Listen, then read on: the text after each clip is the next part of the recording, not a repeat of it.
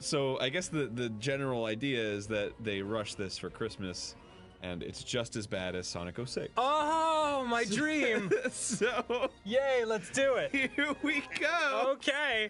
Woohoo!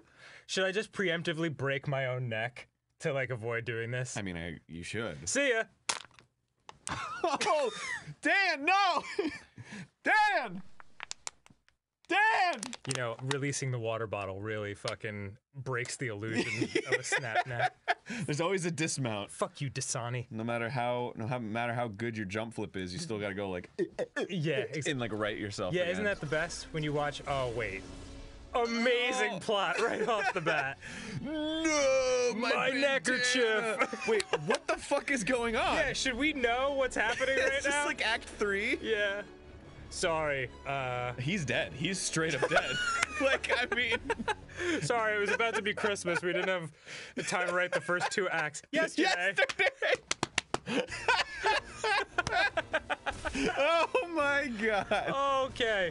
So what we've established is that Sonic has an ascot and he's dead. Yes. Okay, wait, we shouldn't miss this plot. I didn't mean that literally. It was a taunt. It's villainy 101. Oh, so meta.